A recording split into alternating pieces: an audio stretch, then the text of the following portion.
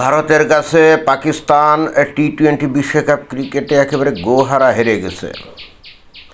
এই দুঃখ সহ্য করতে না পেরে পাকিস্তানের একজন সমর্থক সে তার টেলিভিশন আষাঢ় দিয়ে ভেঙে ফেলেছে। অতীব দুঃখের কথা কোনো সন্দেহ নাই।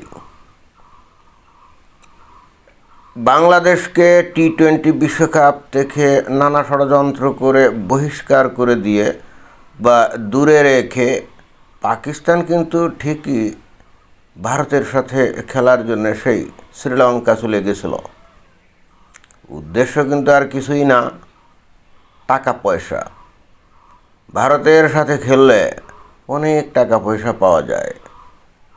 বা পাকিস্তান এখন একটা ভিখারি রাষ্ট্র, ব্যাংকরাপ্ট কান্ট্রি।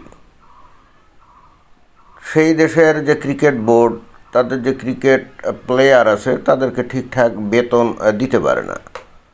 অর্থাৎ ভারতের সাথে তারা এই ক্রিকেট ম্যাচ বর্জন করবে বাংলাদেশের জন্য, এটা কোশ্চিনকালেও হতে পারে না। বিস্ময়কর ব্যাপার হচ্ছে, বাংলাদেশের পাশে থাকার কথা বলে পাকিস্তান ঘোষণা করেছিল যে তারা ভারতের সাথে কোনো ক্রিকেট খেলবে না। অতঃপর নানা রকম ছলাকলা করে পাকিস্তান কি কাজ করছে, বাংলাদেশের যে ক্রিকেট বোর্ডের যে সভাপতি আমিনুল ইসলাম বুলবুল, তাকে দিয়ে ভারতের কাছে বা আইসিসির কাছে অনুরোধ করেছে। কি অনুরোধ করা হয়েছিল তাতে? ভারত আর পাকিস্তান যাতে খেলে তাতে বাংলাদেশের কোনো সমস্যা নাই, তাতে কোনো আপত্তি নাই, এরকম কিছু একটা। যে পাকিস্তান বাংলাদেশকে ষড়যন্ত্র করে বিশ্বকাপ টি-20 ক্রিকেট থেকে আউট করে দিল, অতঃপর সেই বাংলাদেশেরই ক্রিকেট বোর্ডের সভাপতি গিয়ে আইসিসির কাছে ধর্ণা দিল পাকিস্তান যেন ভারতের সাথে ক্রিকেট খেলে। এরপরও বুঝতে হবে যে বাংলাদেশ কিন্তু ভারতের সাথে চোখে চোখে রেখে কথা বলবে, আর পাকিস্তানের পদতলে লুটিয়ে পড়ে। এবং এটা দেখার জন্যেই কি বাংলাদেশ 1971 সালে স্বাধীনতা অর্জন করেছিল। এখন আমি যে খেলার রেজাল্ট দেখলাম এবং খেলার কিছু হাইলাইট দেখলাম, এই পাকিস্তান এবং ইন্ডিয়ার মধ্যে যে খেলা হয়েছিল ওই শ্রীলঙ্কার কলম্বোতে, তাতে দেখলাম যে পাকিস্তান বস্তুত ভারতের বিরুদ্ধে আসলে খেলতেই পারেনি, একেবারে খেলতেই পারেনি, একেবারে ডাহা হারা হেরেছে, গো হারা হেরেছে। অথচ বাংলাদেশের মমিন মুসলমান, পাকিস্তানের মমিন মুসলমান, তারা কিন্তু আল্লাহর কাছে কত ফরিয়াদ করেছিল এবং বলেছিল যে হে আল্লাহ, তুমি মুসলমানদের মান রেখো, তুমি পাকিস্তানিদেরকে ভারতের বিরুদ্ধে বিজয় ঘোষণা করে দিও। তবে আল্লাহ এদের কথাবার্তা শোনে নাই। কেন শোনে নাই সেটাও কিন্তু পরিষ্কার। ইসলামে এই সমস্ত ক্রিকেট খেলা, ফুটবল খেলা বা বিদেশি যত খেলাধুলা আছে এগুলো তো হারাম।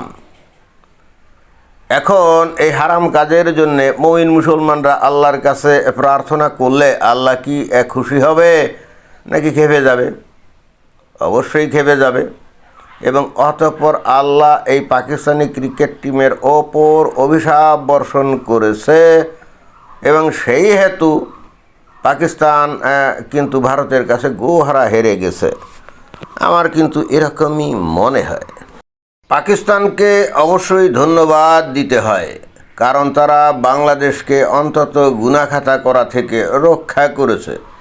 কারণ বাংলাদেশের খেলোয়াড়রা এই ক্রিকেট খেলা খেলতে যায় নাই, যদিও তারা অজুহাত দেখিয়েছিল যে ভারতে তারা খেলতে গেলে সেখানে তাদের কোনো নিরাপত্তা থাকবে না।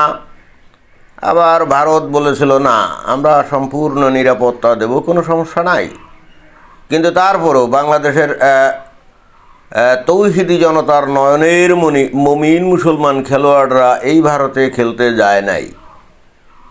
উপরে যদিও অজুহাত দিয়েছে নিরাপত্তার, কিন্তু আসল বিষয় সেটা না। আসল বিষয়টা হচ্ছে এমনিতেই ক্রিকেট খেলা হারাম খেলা, তারপর আবার সেই খেলা যদি খেলতে হয় ভারতে, তাহলে আল্লাহ হয়তো তাদের উপরে ডাবল অভিশাপ বর্ষণ করতে পারে। এবং সেই হেতু অত্যন্ত ম্যাটিকুলাস ডিজাইন করে এই বাংলাদেশ, এই ভারতে অনুষ্ঠিত হচ্ছে এখন যে T20 বিশ্বকাপ, সেখান থেকে তাদের নাম প্রত্যাহার করে এবং বলে যে আমরা ভারতে খেলতে যাব না। কেন ভারতে খেলতে যাবে? ভারত হলো মুশরিকদের দেশ। সেই মুশরিকদের দেশে বাংলাদেশের মুমিন মুসলমান তারা কি ক্রিকেটের মতো একটা হারাম খেলা খেলতে যেতে পারে? কোশ্চিনকালও পারে না। তবে এখানে যে ঘটনা, ভারতের কাছে পাকিস্তান হেরে যাওয়ার পর পাকিস্তানের একজন সমর্থক সে তার টেলিভিশন সেট ভেঙে ফেলেছে। এই কারণে আল্লাহ তার উপরে সন্তুষ্ট হবে নাকি তার উপর অভিশাপ বর্ষণ করবে, এটা কিন্তু খুবই গুরুত্বপূর্ণ একটা প্রশ্ন।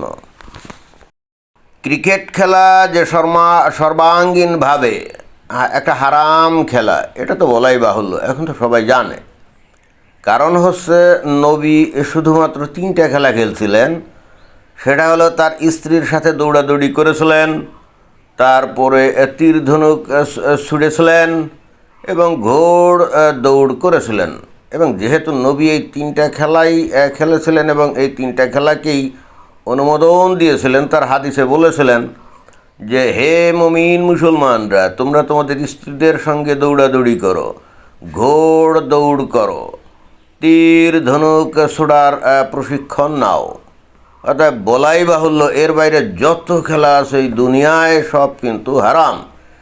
এবং অতএব ক্রিকেট খেলা এটা তো নিঃসন্দেহেই হারাম। বাংলাদেশের প্রথিত যশা হুজুর আব্দুর রাজ্জাক বিন ইউসুফ উনি বলেছিলেন বিখ্যাত উক্তি, ক্রিকেট খেলা তো দূরের কথা, ক্রিকেট খেলা দেখা তো দূরের কথা, ক্রিকেট খেলা নিয়ে যেখানে আলাপ আলোচনা হয় সেখানে বসে থাকাটাও হারাম। এখন বাংলাদেশের তৌহিদি জনতা বা সাধারণ রসালো মুসলমান এসে এই দাবি করতে পারবে না যে তারা এই আব্দুর রাজ্জাক বিন ইউসুফের চাইতে বেশি ইসলাম জানে কি, তাই না? আজ পর্যন্ত বাংলাদেশে এমন কোনো মুমিনের বা রসালো মুমিনের হিম্মত হয়েছে যে তারা এই আব্দুর রাজ্জাক বিন ইউসুফের এই বক্তব্যের প্রতি চ্যালেঞ্জ জানিয়েছে? কেউ কিন্তু চ্যালেঞ্জ জানায় নাই। এই হেতু বাংলাদেশের মানুষ কিন্তু এখন ঠিকই জানে এই ক্রিকেট খেলা হারাম। তারপরেও ওই যে শয়তানের প্ররোচনায় তারা কিন্তু ক্রিকেট খেলা দেখে বা খেলে। এখন যে লোকটা পাকিস্তান হেরে যাওয়াতে টেলিভিশন ভেঙে ফেললো, সে যদি প্রতিজ্ঞা করে থাকে যে ভবিষ্যতে আর কোনো দিন সে টেলিভিশন দেখবে না, খেলা দেখবে না, তাহলে অবশ্য রিকনসিলিয়েশনের জন্যে, রিপেন্টেন্ট হওয়ার জন্যে আল্লাহ হয়তো তার গুনাহখাতা মাফ করে দিবে এবং অতঃপর মরার পর তাকে বেহেশতে দাখিল করে তার জন্য 72 হুর যেটা বরাদ্দ আছে সেটা দিয়ে দিবে। আর এই মুমিন আকণ্ঠ মদ্যপান করে ওই 72 হুরের সাথে অনন্তকাল যৌনকেলি করবে, তাই না? এটা কিন্তু ধরে নেওয়া যায়। অন্তত ইসলামের ডক্ট্রিনগুলো যদি সঠিক হয় তাহলে বিষয়টা কিন্তু এরকমই। অর্থাৎ তার জীবন সার্থক, এটা কিন্তু বলাই যায়। ধন্যবাদ।